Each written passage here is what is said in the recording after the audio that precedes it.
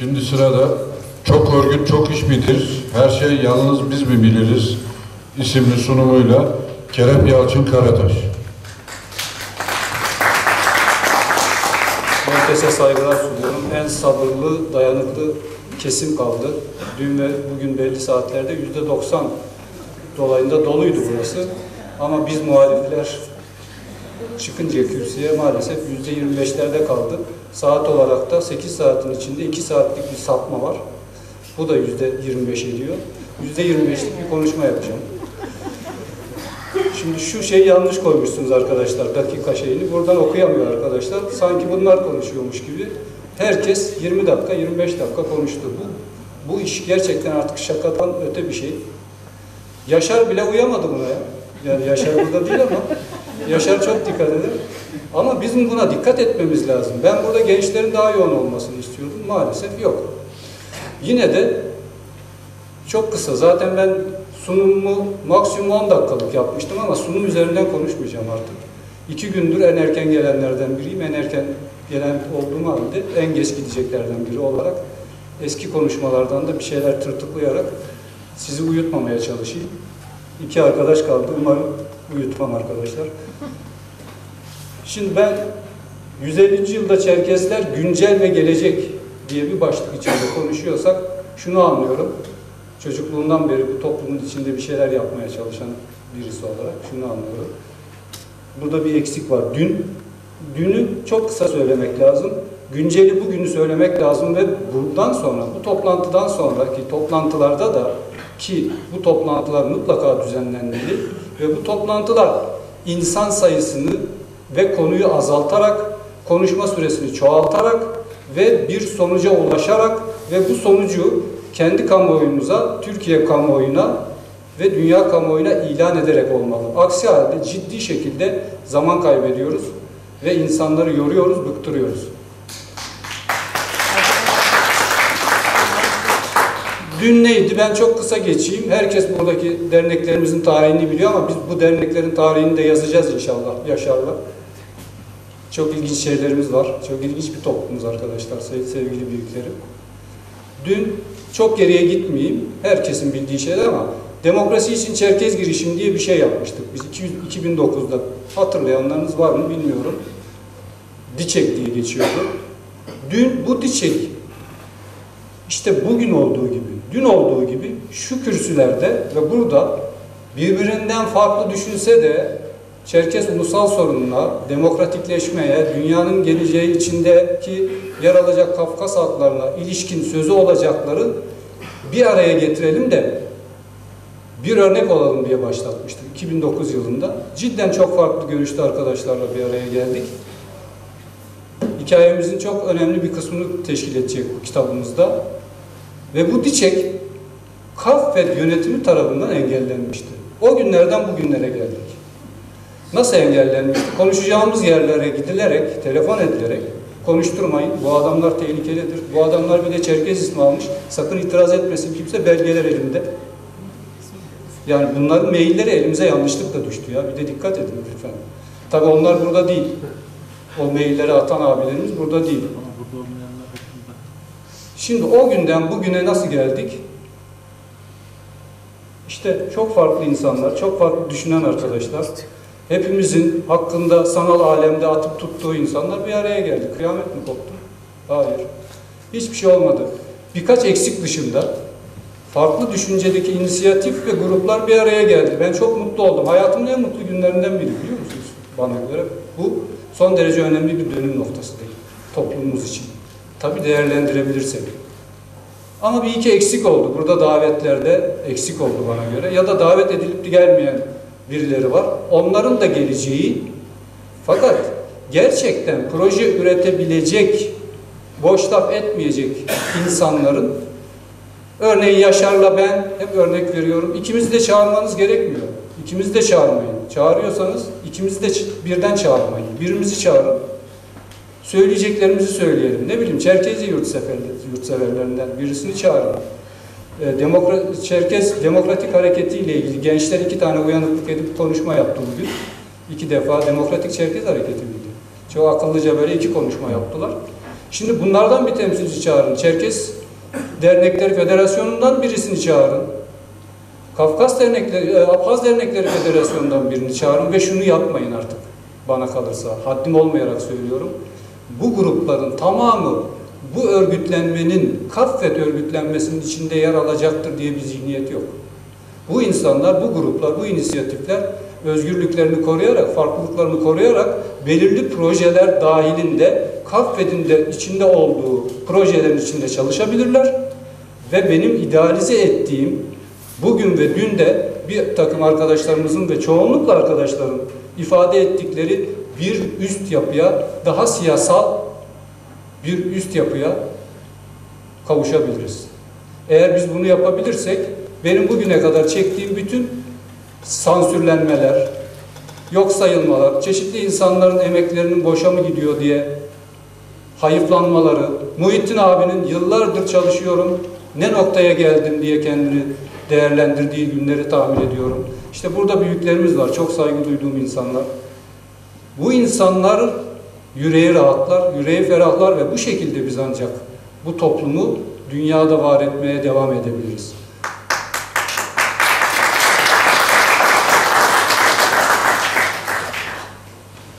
Değerli arkadaşlar, sevgili büyüklerim, şu anda içinde yaşamış olduğumuz ülke, diaspora Çerkezlerinin ve Adi Abhaz grubunun en yoğun olduğu, en etkili olduğu ülke olmasına karşın 1923'lerde başlatılan tasfiye hareketinin sonuçlanmak üzere olduğu bir dönem. Bugünler son derece ilginç kırılma noktaları bizim için. Bilmem farkında mısınız? Mecliste bir tane bakanımız yok. Bilmem farkında mısınız? İktidar partisinin içinde de, muhalefet partilerinin içinde de etkili insanlarımız yok. Olanlar son derece pısırık bir şekilde, Sayın Özkoç'u tenzih ediyorum. Dünkü konuşmayı yapan değerli arkadaşımızı tenzih ediyorum. Onun gibi bir iki insan daha var ama yok. Bu bana son derece sistematik bir tasfiye hareketinin devamı olarak geliyor. İsterseniz bu çocuk kafayı yemişti. Kemalist devletin yapamadığı ve bitiremediği işi İslamcı Kemalistler hallediyor. Yani şu anda bizim esamemiz okunmuyor. 2015 seçimlerinde de eğer dağınıklığımız, o bizim engellendiğimiz dış ek zamanları, ondan önceki zamanlar gibi, sevgili Murat kardeşim 50 defa önerdiği önerileri dikkate almayan bir Kaffet olacaksa lütfen olmasın. Artık o işleri geçelim. Kaffet'in yaptıklarını takdir ediyoruz. Bu tarihimize geçti. Yaptığı bütün doğruların yanındayız. Yanlışlarını da eleştirdik. Eleştirmeye de devam edebiliriz. Ama artık dünyanın eski dünya olmadığı gibi topluma bakışımızın, grupsal psikolojiye bakışımızın da değişmesi lazım. Benim gibi düşünmüyorsan seninle muhatap olmam. Böyle bir saçmalık olur mu? Ben geçmişte defalarca birçok kurumun başındaki insanlara rica ettim şu toplantıları yapmalarını. Bakın en az 10 yıl önceden beri rica ediyorum.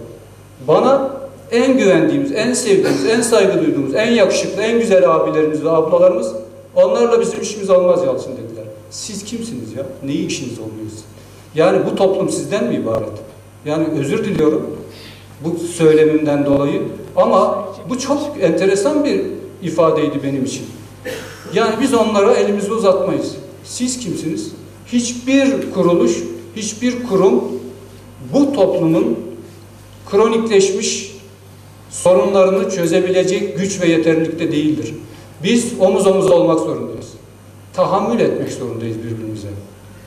Tahammül edemezsek, omuz omuza olamazsak, kendimiz konuşup kendimiz dinlemeyi yok edip artık dünyaya kendimizi ifade edemezsek cidden yazıktır hepimize, günahtır ve ayıptır.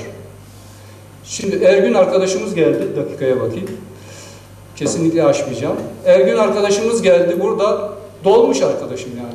Patlayacak neredeyse. Ama ya Ergün arkadaş, burada mı bilmiyorum. Arkasından da Ergün, tamam selam. Ergün'ü çok seviyorum. Ya Ergün biz bunları 10 sene önce söylerken bize kızıyordunuz. Bu böyle olmaz demedik mi? Dönüşçülük böyle olmaz. Dönüş denen şey uluslararası bir olaydır. Dönüş denen şey farklı bir örgütlenme gerektirir. Dönüş olmazsa olmazdır. Ancak bu psikolojiyle, bu yaklaşımlarla insanların tek tek kendinden fedakarlık ederek yerleştiği bir ülkede ben dönüşçüyüm diyerek bu işler yürümüyor arkadaşlar. Ben dönüşün en eski hareketin başladığı günlerden beri o işin içinde oldum. Belli bir dönemden sonra yeter dedim. Burada bir yanlışlık var. Şimdi bu bir yüzleşme olduğu için söylüyorum. Birazdan sorularınızı da almak isterim. Açıklama da yaparım ama bugün yüzleşme zamanı. Güzelce içimizdekileri konuşalım. Keşke gençlerin de olduğu, %90 dolu olduğu zamanlarda konuşabilseydik. Bir dahaki sefere çağırırsanız konuşuruz. Ama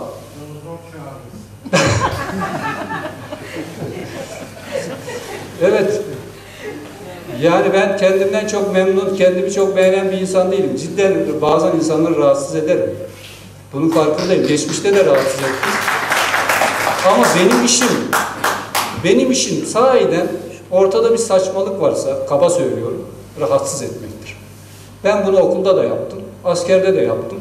Hepsinde cezamı çektim, iş hayatında da yaptım ve yapmaya devam ediyorum. Yani herkes her söylenene inanmamalı. Böyle bir şey yok dünyada.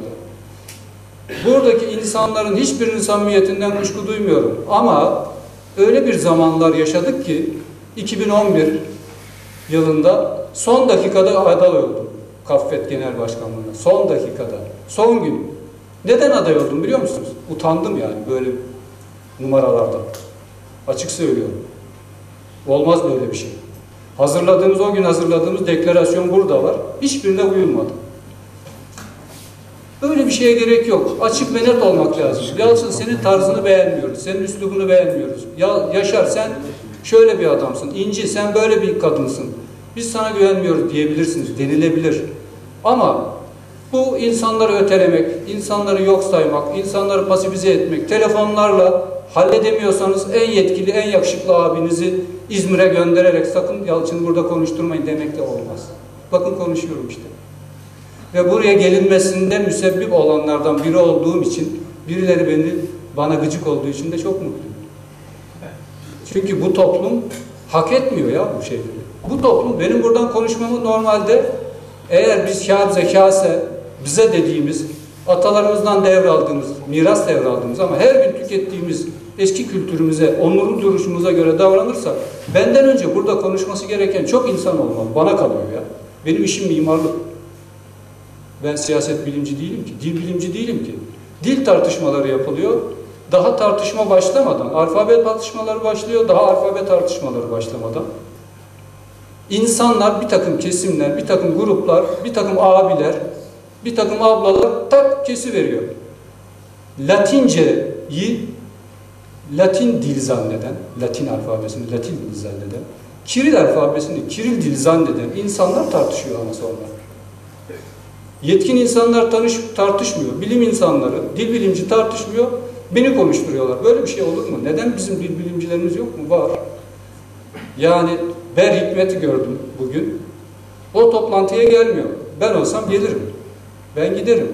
Ama Ber Hikmet benden daha elit, daha şey bir insan, gitmiyor. Bazı şeylere rahatsız ama özetle söylemek istediğim şu: konuşarak, karşılıklı, yüz yüze gelerek, kimse kimseye hakaret etmiyorsa, yalan söylemiyorsa, temelsiz suçlamıyorsa ve önlerinde kutsal bir ödev varsa, bir toplumu, bir takım halklar topluluğunu insanca yaşatmak, bu dünya kültürü içinde yerlerini sağlamlaştırmak istiyorsa biraz tahammüllü olmalı. Sevmediğimiz insanlara da merhaba diyebilmeli ve yüz yüze konuşmalıyız. Arkasından atmaya gerek yok.